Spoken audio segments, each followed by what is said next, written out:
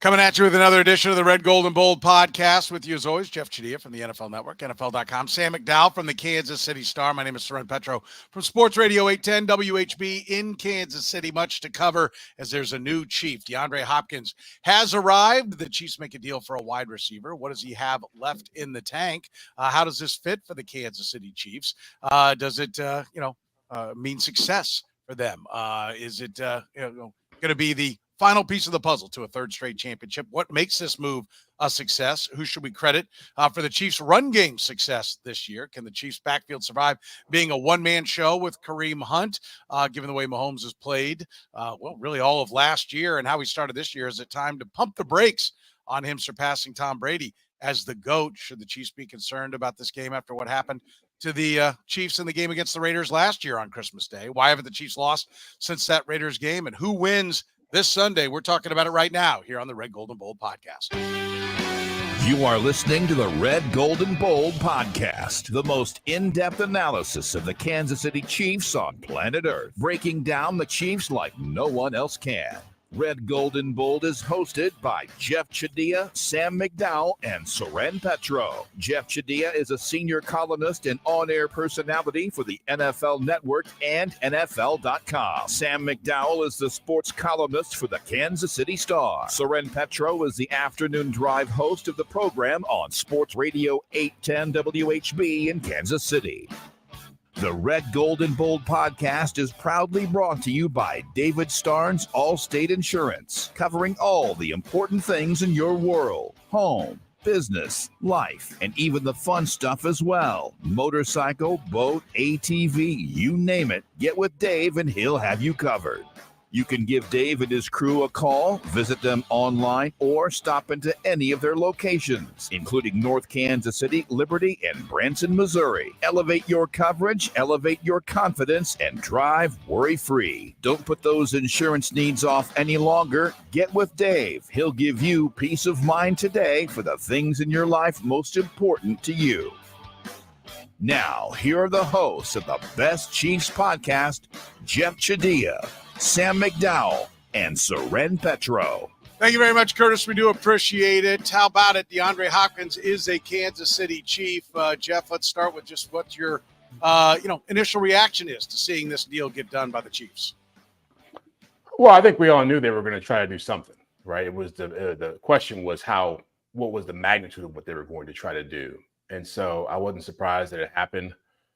The player surprises me, given some of the history we know about DeAndre Hopkins and whether he would fit within this offense, which we will discuss later on in the show.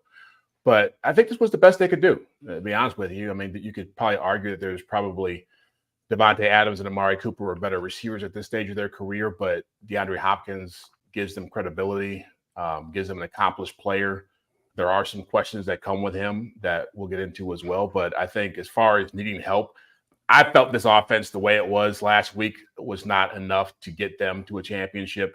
I think they got a better chance with him in this lineup. Sam, you said all along that they were going to try to get something done. This is what they got done. What's your first thoughts about it? Yeah, I mean, look, they tried to get other things done before, this conversation shifted to DeAndre Hopkins as well. I mean, Hopkins is not what he was 5 years ago, obviously, but they're also not paying for what he was 5 years ago. I think the risk here is not absent, but it's relatively minimal. I mean, especially when you look at the other receivers that Jeff mentioned, what the price tag was for those receivers. So, I mean, look, the interesting thing is DeAndre Hopkins has never been known for his straight line speed. So when you try and look at what he's got left, I mean, it's like he's always sort of operated with other attributes at his disposal. And I still think you can see some of that left. But the bottom line is the Chiefs wide receiver room was depleted. And Justin Watson is second on this team in wide receiver snaps, and he has 7 catches in 6 games. Like, that's what the Chiefs are looking at when they shift their attention to it's to me a beggars can't be choosers situation. And this team for the last couple of weeks were beggars. I think that's a good way to put it, because I think this is, by the way, thanks, Cam, for telling me my lighting was a problem there, reminding me to turn the lights on. I do think it, by the way, if you're catching us via the podcast, you can be a part of the conversation. 9:30 on Tuesday nights, 9:30 p.m. Central, and 10 a.m. On Friday mornings. We go live. Got a lot of folks in the chat room here today. I agree. I think it should be, pointed out that a couple of bigger pieces already went by.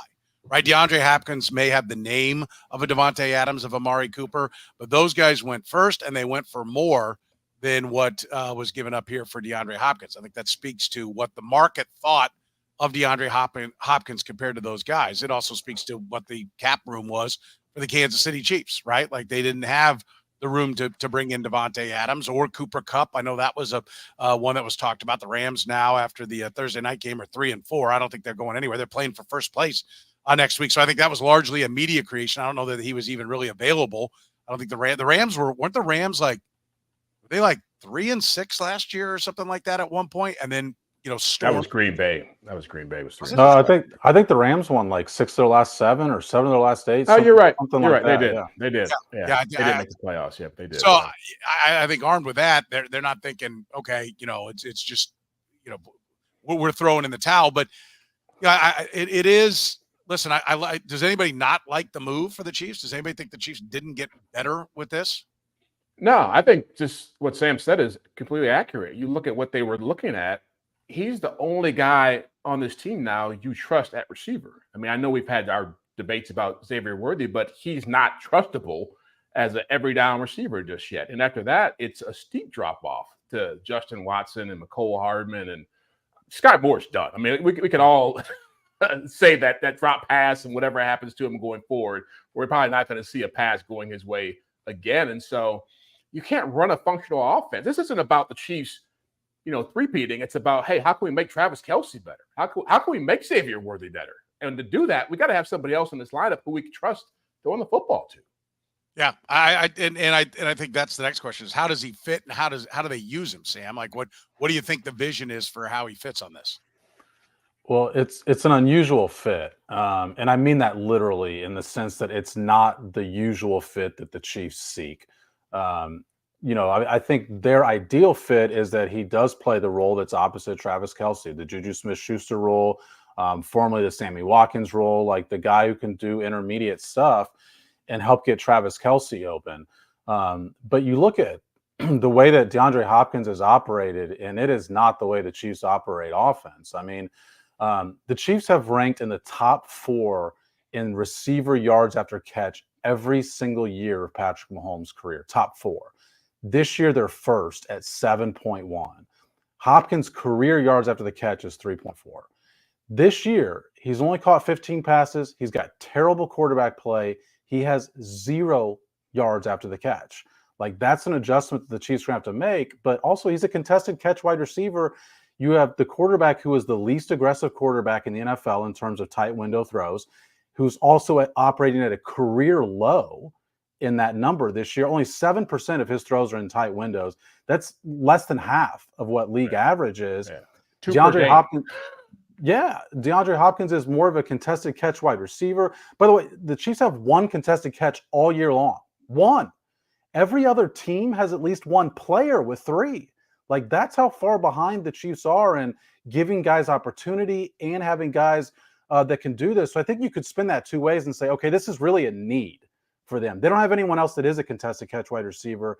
The other way to spin it, and I think this absolutely has to be part of the equation, however you look at this trade, is there's going to have to be a change in mentality, both from the Chiefs and from Patrick Mahomes. If they want to get maximum value out of DeAndre Hopkins, you're going to have to throw in coverage a little bit more than you're accustomed to, because that's one of the places where he excels. Jeff, I think if I could boil down what Sam said, he thinks this is a disaster. Did I get that right, Sam? Well, that's my point on beggars can't be choosers. Like, I think he is significantly more talented than what they have, but there's a reason they looked elsewhere first, I think. And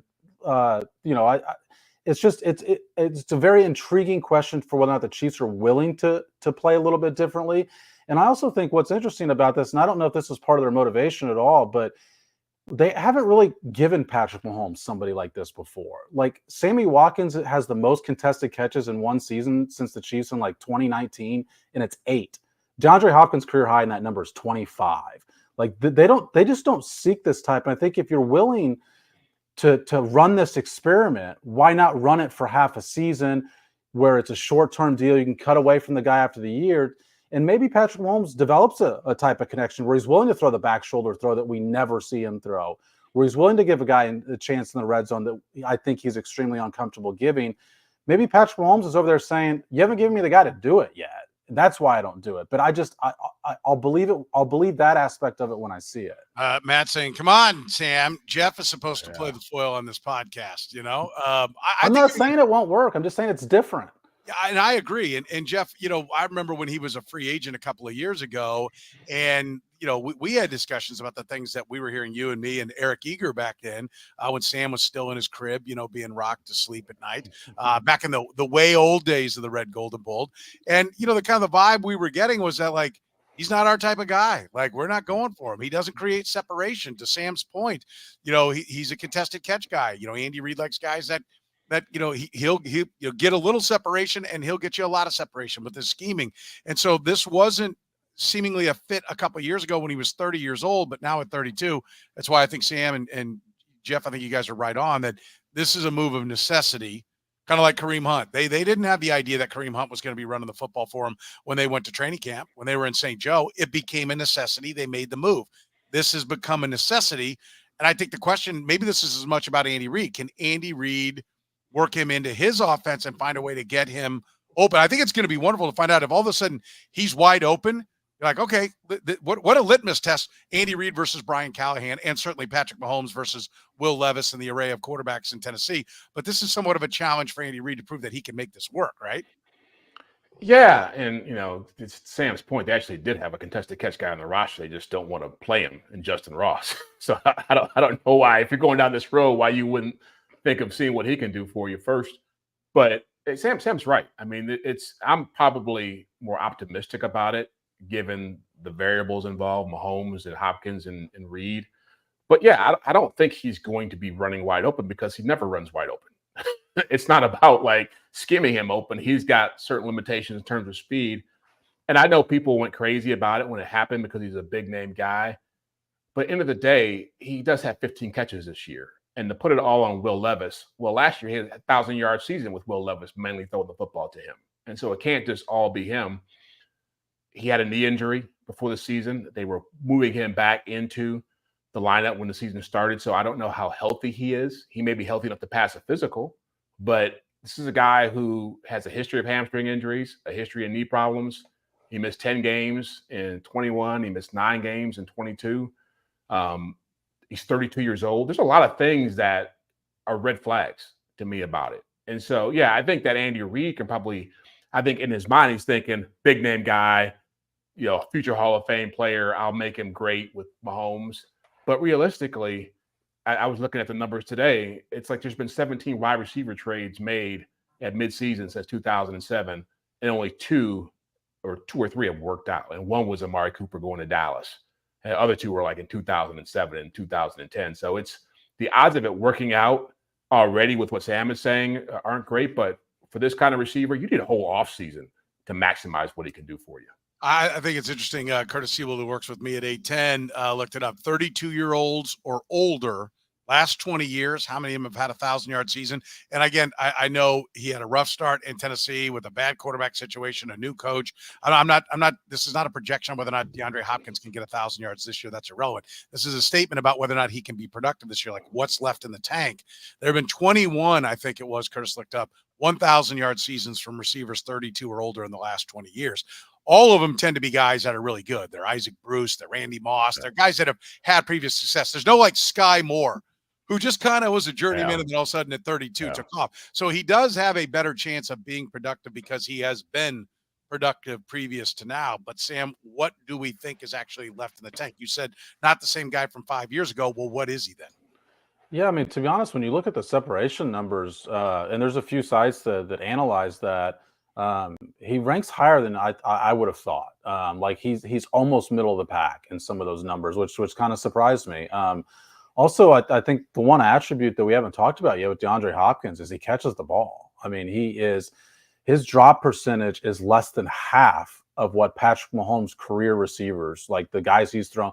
I think his drop percentage is like 3.4, and the guys that Patrick Mahomes has thrown to over his career is like 6.9.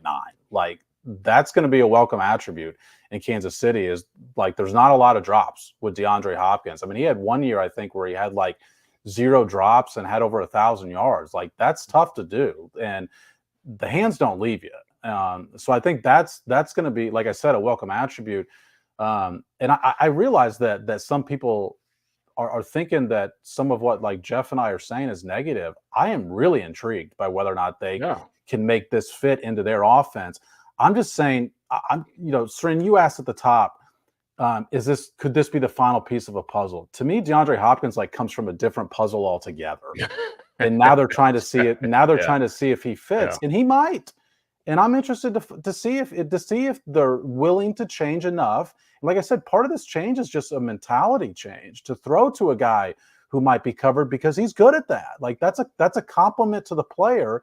It's just saying it's different than the way the Chiefs usually operate offense. Yes. And to go throw to a guy who's covered when you're a quarterback who's already throwing more interceptions than you typically throw, right? That's the real question. Is he going to be comfortable doing that when he knows this still is an offense that is going to rely heavily on not turning the ball over?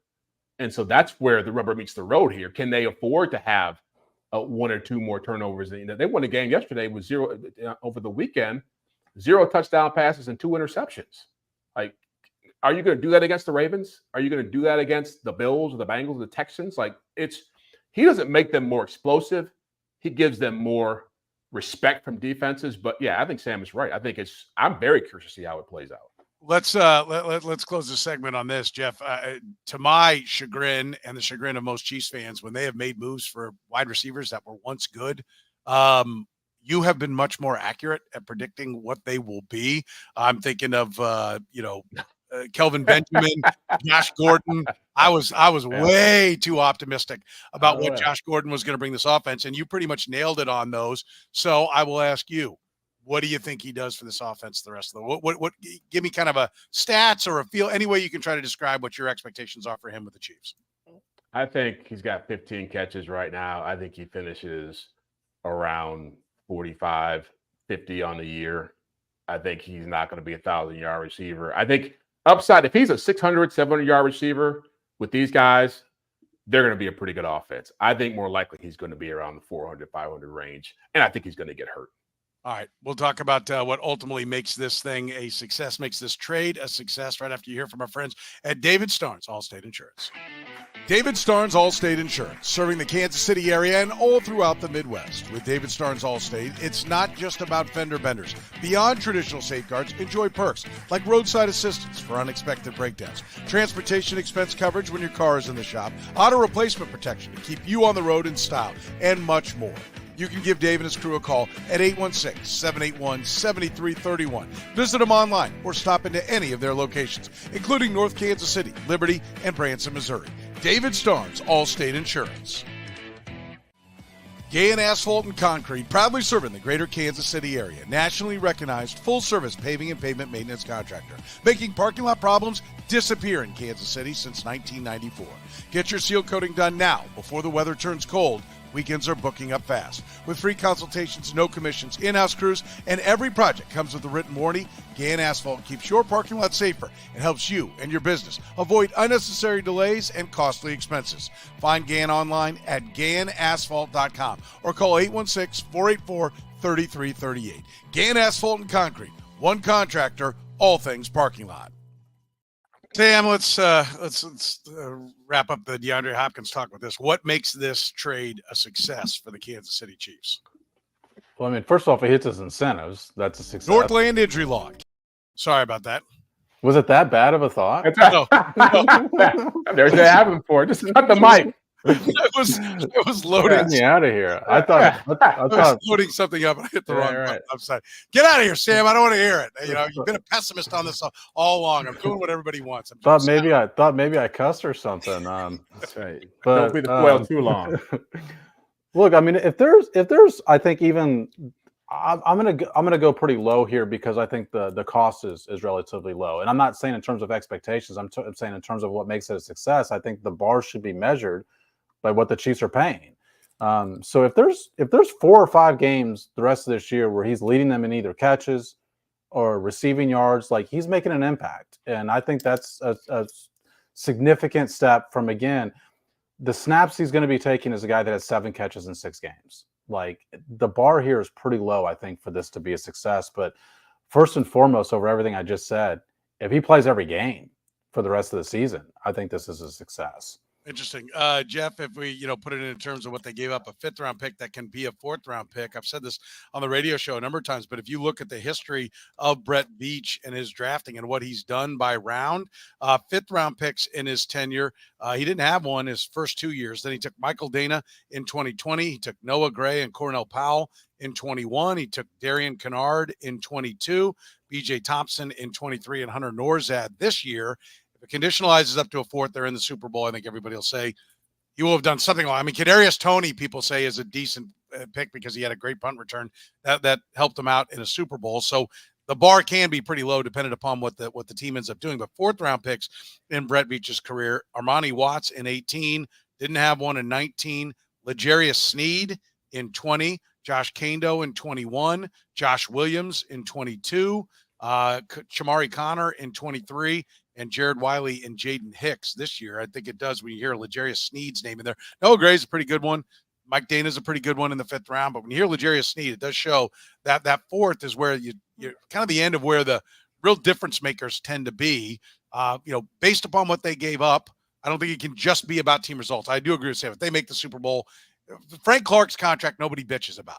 Yeah, right? the 4th-round pick is irrelevant too for that same reason, sir. And that means that means they're in the Super Bowl. Exactly. I mean, the Frank Clark trade was way too much in contract and in draft picks for what he gave them on just his stats alone. But nobody minds because of the championship. So we all agree they win a championship, and it does not matter what they did. Although people will bitch 3 years down the road if they're not winning.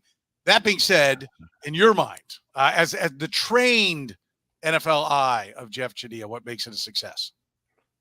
Well, to be honest with you, I think it's more about, as I said earlier, if you can get more out of Travis Kelce, which has quietly become, again, he's not doing a whole lot, at least not this past game. And if you can find a way to get more out of Xavier Worthy, which I suspect that Niners game, some of the things, they missed a big throw to him, but he fell down on a route that led to an interception. I think they started to realize maybe we need to find somebody else who can come in here and run some of these plays and let him do the deep stuff again. If those guys can really become more impactful by his presence, I think it's a win. I mean, certainly the investment, I love that part of it. It's not a big cost involved in this, but that also tells you that why was Tennessee so willing to give him away at a time when a lot of people need receivers? I mean, they could have sat there and waited for a couple of weeks and said, who wants to beat a 5th-round pick? So I think if he helps the other guys get better, that's going to be the big win for the Chiefs. Yeah, I agree. And again, team success is what everybody wants first and foremost. If they have that, then everybody will be thrilled with what ended up happening. When it comes to personal injury, there's only one place to go: Northland Injury Law. Northland Injury Law, Kansas City's Google 5-star rated personal injury lawyers, serving KC for more than 40 years, voted Kansas City's #1 accident lawyers, helping people with serious injuries from car accidents, work accidents, falls, and other personal injuries. Northland Injury Law doesn't get paid unless they get money for their client.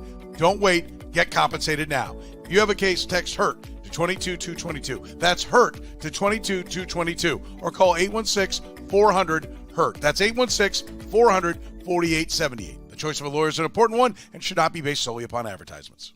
Besame Wellness for all your cannabis needs. With fast, easy, and discreet delivery, you can enjoy the same deals you enjoy in-store but delivered to your home or office. Even same day. Restrictions may apply. Any questions? Let Besame's top-rated customer service team assist you.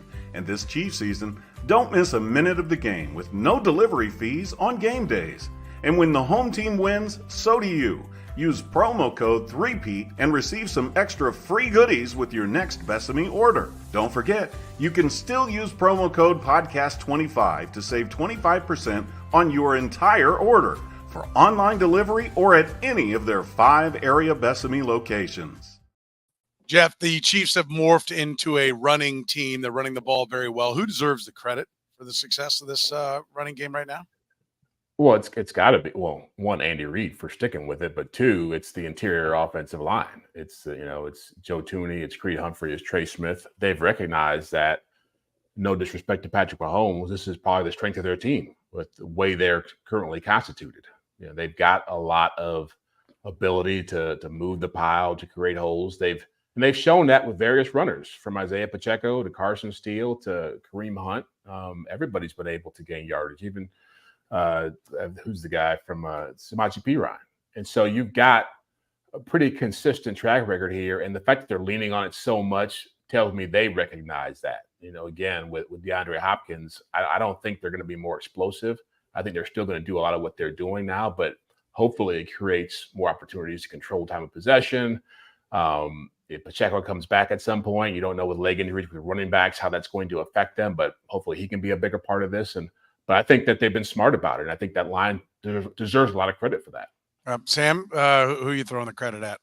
Yeah, I've got the same groups that Jeff does. I mean, look, I've talked a lot on this podcast about the fact that they've become a run-first team for the first, at least on first down and third downs, for the first time in Patrick Mahomes' career. And the coaches deserve credit for that, because these are not coaches that want to run the ball. Like, these are coaches that want to sling the ball around, and it's had to be difficult, I imagine, for them to just realize that the run is what's setting them up for success. They've got the highest success rate in the league at 51%. And look, Jesse Newell for the Kansas City Star has been all over the aspect that they've called inside zone plays at like a significantly higher rate than the rest of the league, than what they've called them in the past. So that's also coaches recognizing what's working and sticking with it. But to just point on the interior offensive line, like, I know Kareem Hunt is a great story. And he truly is, and he's got more left than I said he did have left going in there. How many 15-mile-per-hour runs? Said that. Yeah. Well, I think he's up to 2. He had 2 in the first game. Is it still just 2? Well, it's the 10-mile-an-hour runs. That he's got quite a few of. But I know, and he is a great story, but he still has a negative rush yards over expectation this year. Their team is still 21st in the NFL in rush yards over expectation. Their team is 29th in yards after contact. That's what we consider Kareem Hunt's strength, is yards after contact. They're 29th in yards after contact. Like, this is an offensive line that's creating a lot of opportunities for the running back right now. Well, let me object, because I think the guy who deserves the most credit is Kareem Hunt, because they were not running with this kind of effectiveness and this quantity before him. There's a lot of credit. No, that's wrong. Carson Steele wasn't having success. Let's be clear. Yeah, he's fumbling. That is a problem. You said they weren't running with success. They had a higher success rate before they acquired Kareem Hunt than they do right now. But he doesn't fumble, and that is a part of the equation. Yes, it absolutely is part of the equation. That goes into it. It's not just about winning the next-gen stats, or the Baltimore Ravens would have a Super Bowl trophy from last year. Everybody loves the analytics. I love the analytics. But if you don't like this. Yeah, no, I'm sorry. Like, the eye test, I don't know. When he spins off a guy, is that not yards after contact? Like, I'm telling you. Yes, that's yards after contact. Well, then I'd like to see the film of him, and then somebody who has great yards after contact, and see where they're getting it.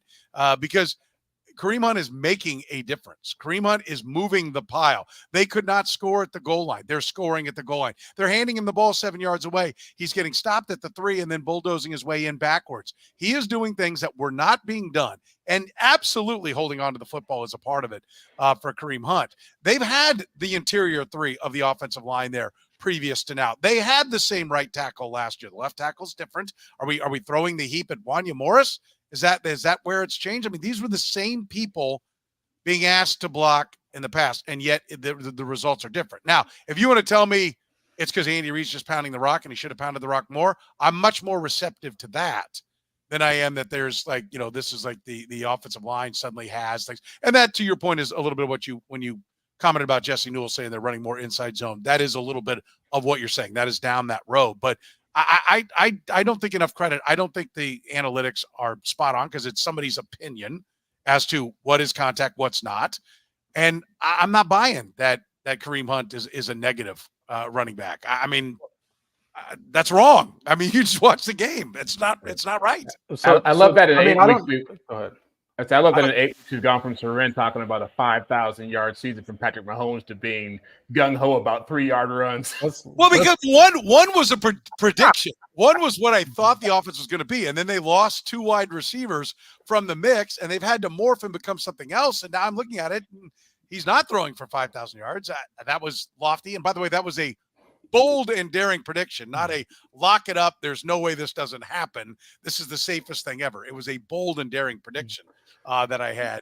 But no, I mean, they're different now, right? Like, Kareem Hunt's longest run of the season is 13 yards. I mean, this thought that he's this revelation that they haven't had, it's not based in it. Like, I don't know what that's based. The fact that they weren't having success is inaccurate. Like, success rate is not subjective. It is an objective stat. You know, I think do you get 40% of the yards on first down, do you get 60% of the second down, and then do you convert third and fourth downs? Carson Steele's success rate this year is 62%. 62%. Kareem Hunt's is 44%. Like, the thought that they weren't having success, like, the stats say the exact opposite. Well, okay. They were having success running the football this year before Kareem Hunt arrived. Okay, so then these stats aren't success. Kareem Hunt has more yards in 3 games, 239, than Henry. The Cincy running backs, Dobbins, Robinson, Kamara. Wait, Derrick Henry? Yeah, that's what? That's, what? I'm just not right. What Tommy said. Putting up. I mean, show Tommy your work, Tommy. Get away from the best of my wellness, Tommy. Step away. Terry said he's been preaching the running game for a long time, and this is the most important one. Ryan said Soren is correct and Sam is wrong. Pains me to agree. But yeah, I think that's based on what? Like thought that Kareem Hunt is they had no success. They were running the ball. I wrote about them running the ball after the Atlanta game at the highest rate they've ever run it. They didn't have Kareem Hunt yet. All this success was certainly here before Kareem Hunt was here. And it's still here with Kareem Hunt. Does he not deserve some credit for that? Yes, but you said he deserves the most credit. It's not like he doesn't.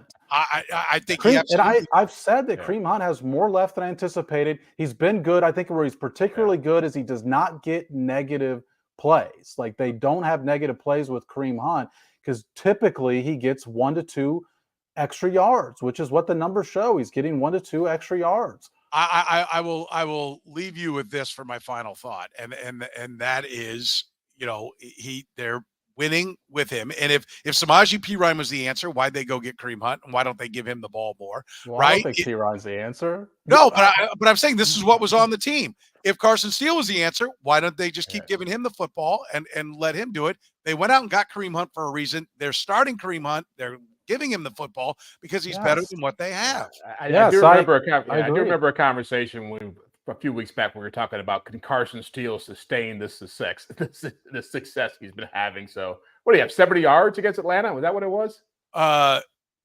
Carson Steele?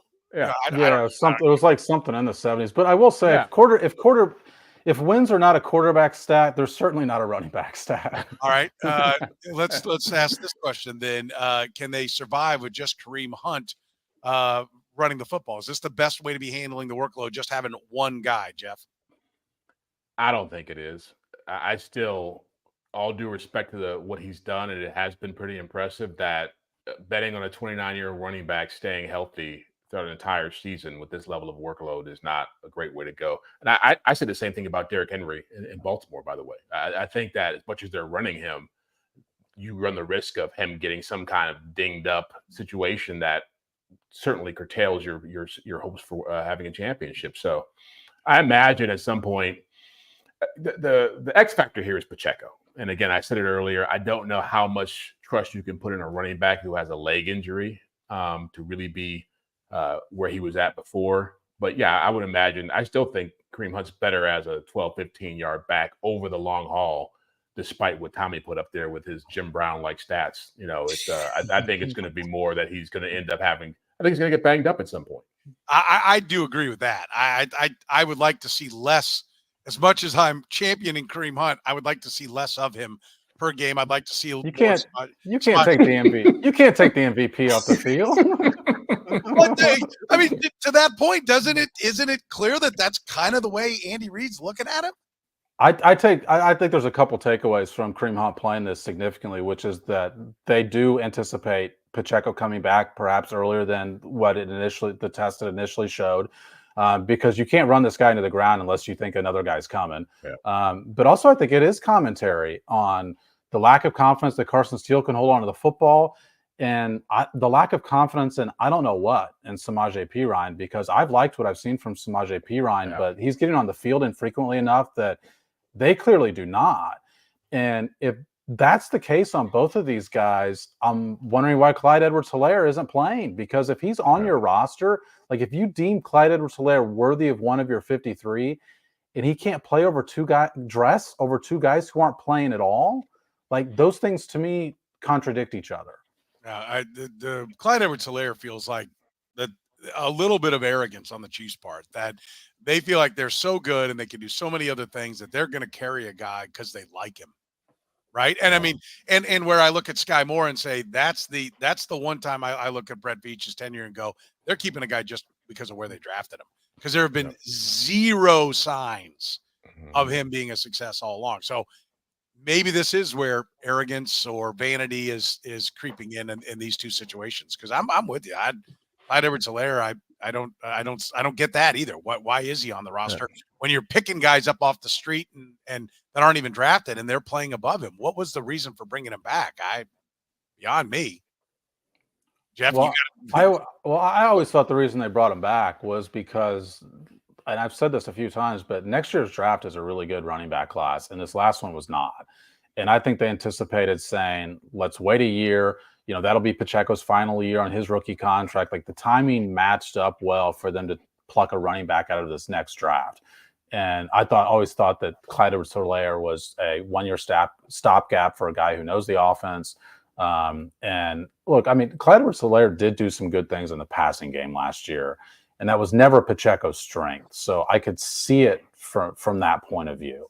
So you're saying – go ahead. No, go ahead. I was trying to get the timeline down. You're saying Clyde Edwards-Helaire would have been the guy next year? No, I'm saying draft a guy next year in Pacheco's final year. He's the backup for Pacheco to potentially become the starter, because this upcoming draft class is a very strong draft class. There were five or six guys I think the Chiefs anticipated, that all NFL teams anticipated coming out of the draft that did not. That stayed an extra year, and therefore I think will be a deeper draft class this next year. Yeah, I'm not even sure that I should be going down this road, to be honest with you. But Tommy Moe wanted to clarify the 6 running backs he mentioned have less yards against the Chiefs in 6 games than Kareem Hunt has in 3 games for the Chiefs. What an apples to apples comparison. And then he threw in, do you get it now? Do you get it? No, simpletons. Yeah. If you got to put it up twice, we didn't get it the first time. Yeah. I'll say this, Tommy, if you're going to call us simpletons, you at least be grammatically correct. You know, spelling, your ellipses is half-assed. Come on, Tommy. You've been in education for how many years? Let's get it right. Let's set a positive example for the kids that are out there watching. As of course we talk about it, we're always brought to you by our friends at Gann Asphalt and Concrete, and of course David Starnes Allstate Insurance. David Starnes Allstate Insurance. Elevate your coverage, elevate your confidence, and drive worry-free. Covering all the important things in your world: home, business, life, and even the fun stuff, as well as your motorcycle, boat, ATV, and you name it. Get with Dave, and he'll get you covered. You can give Dave and his crew a call at 816-781-7331. Visit them online or stop into any of their locations: North Kansas City, Liberty, and Branson, Missouri. Don't put those insurance needs off any longer. Get with Dave today. He'll give you peace of mind for the things in your life most important to you. David Starnes, Allstate Insurance. Gann Asphalt and Concrete, proudly serving the greater Kansas City area. Nationally recognized full-service paving and pavement maintenance contractor. Parking lot problems? They've been making them disappear in KC since 1994. Don't risk accidents and liability in your parking lot. Get your lot restriped today. A brightly striped lot will cut down on accidents and keep your lot as safe as possible. Find them online at GannAsphalt.com or call 816-484-3338. Gann Asphalt and Concrete. One contractor, all things parking lot. it helps when I add all of us back in to the equation. It's been a technical masterpiece today. Mwah! Chef's kiss to me on how at least the video portion of things have gone. By the way, I will reiterate the seal coating is booking up fast. So if you are in the market for it, it seems like it turned cold. I talked to the guys at GAN. They're like, oh, yeah. It's like everyone thought summer was going to go on forever with these 90-degree temperatures. We got one cool day. Everything started booking up. So if your business needs that, get it done quickly with GAN asphalt and concrete. Let's talk about the Raiders. The way that the game went last year. Do we think that that's what? If I think for most people, Jeff, this is viewed as that's the magic elixir as to why the Kansas City Chiefs can't lose this game is because of how that game went last year. How do you see this one this year? One, I was doing some Raiders radio interviews yesterday, and somebody asked me about the question, are they really upset about this game? And I'm thinking, they won the Super Bowl. Like, how would you be thinking about this Christmas Day game if you're the Kansas City Chiefs? And so, no, I don't think it does. I will say that I do worry, going back to the Hopkins stuff and the hype around that, is that the Chiefs are always better when they are doubted and when they're questioned. They tend to be a little more vulnerable when they're full of themselves and feeling extra confident. So this game does come at a time when I do wonder, are their heads going to be in the right place coming into it? Because it should be a blowout. They do have a lot of good magic, good mojo going on around them, being undefeated, and Hopkins trade coming in. The Raiders stink. And it's the kind of game that you can fall flat on your face in. So, yeah, I wouldn't pick them to lose this game, but it wouldn't surprise me because I think Sam made the point earlier this week or last week about the floor for the Chiefs. They can't lose to anybody. And this could be the kind of team that they take for granted they could get beat. Sam, is it like kind of a reverse engineering or maybe a reverse psychology that they're in the mindset that because they played so bad last year, they're going to play good this year and they somehow back ass into this game and lay an egg again? Well, I think the lesson from last year's game is that they can lose in the regular season to anybody. And Patrick Mahomes said it this week that they were looking ahead to the playoffs already and trying to get in their best, spot for the playoffs. And I don't mean like positional seating wise, that they were just already had that in their mind. And to me, the lesson from that game is I think they were embarrassed in such a manner in a standalone game to where there was a large viewership audience, and it's not losing a game to a good team. It's an embarrassment on your home field to a bad team. And perhaps as bad as we've ever seen this offense look under Patrick Mahomes, where Travis Kelce's throwing his helmet on the sideline. Like, there were just a lot of embarrassing elements in that game that I think it made this group think that the regular season is really important. And the playoffs could have told the Chiefs the opposite. It could have told the Chiefs that, hey, the regular season didn't matter that much. You suffered through that Raiders game. You suffered through a lot of stuff last year. You still came out in the end and won the Super Bowl anyway. And I think that game has carried over to this year in that manner, the fact that they are treating the regular season like it matters. And I think that lesson comes straight from that Raiders game last year on Christmas. Yeah. Do we see Patrick Mahomes having a big game, Jeff? Is this his get right moment with the Raiders looking bad? You brought this up. I mean, he's been considered the GOAT in waiting and, has been putting up massive statistical numbers, still winning championships. He is two-time defending champion, but the numbers are way down, on pace for 17 touchdowns and 23 interceptions this year. Is this time where maybe we pump the brakes on him being the best of all time? Yeah, I mean, you can make that argument when he's closer to the end of his career. I mean, that's what I've always said. I think he'll be one of the best ever, but to surpass Tom Brady, you got to have a number of you got to have like 20 great seasons in a row. Great seasons, not mediocre seasons, not above average, like great seasons. And that's hard to do. And so I think Patrick Mahomes is the place he's in right now is the place that a lot of quarterbacks get in when you start to see the people that they had the most success with start to cycle out and new people cycle in. So as far as this game goes, I'm not expecting him to go out and set the world on fire because they already have a formula that works pretty good. They're winning games. They don't have to go out and have a 400-yard game to win. And I think there's going to be an adjustment period with Hopkins regardless of how it all plays out for him. And so I'm not expecting him, if he plays, to be a huge success. And I think it's going to be a lot of run the football, play to the defense, ugliness, probably, tight in the second half, and they pull away late type thing. Let me ask you this, Sam. Regardless of whether it's this game or somewhere along the way, does Patrick Mahomes need to start throwing up some big games, or are people going to start, questioning whether or not he's really the reason? Does it shift more focus back to, it's Andy Reid? Look at Patrick Mahomes. He's not having that great a year.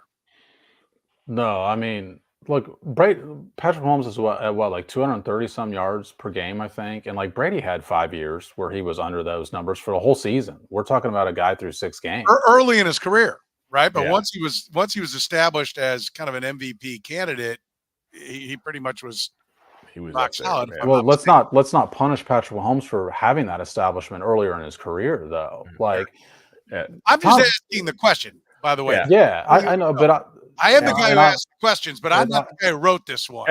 And I'm just answering them, right? Yeah. I mean, Brady had, I think, 17 of his 19 seasons.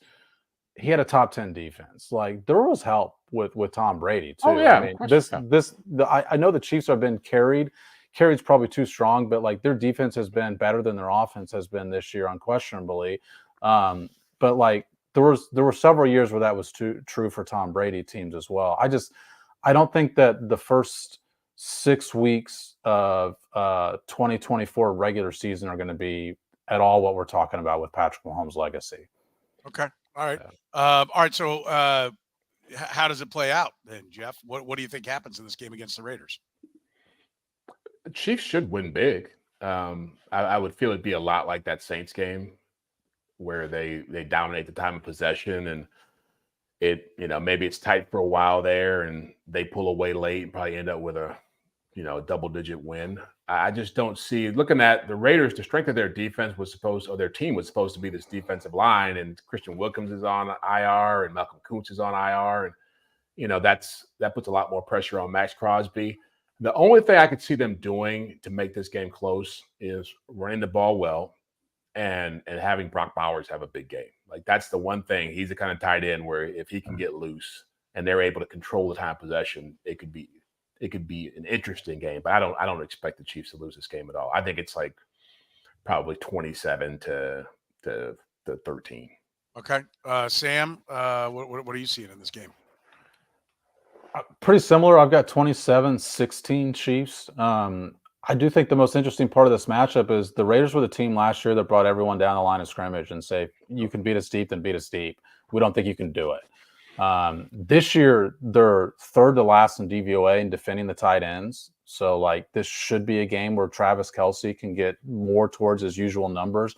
If he has another game where he's got 17 yards, I think that's concerning because this is a matchup that should allow him to have a big game. So, if the Raiders play them that same way, and I don't see why they wouldn't, given the success they had last year, but also the success of the Chiefs running game, like that combination should have guys coming more towards the. I mean, Kareem Hunt this year is also he's faced the 4th fewest stacked boxes in the NFL of any running back in the NFL. Like, I'm waiting for the team to say that style is what's winning. So like we're going to take that away. And I could see the Raiders being that team. Like the Raiders last year, what they did is they spun the roulette wheel and said, we're going to take a chance here because we're the worst team.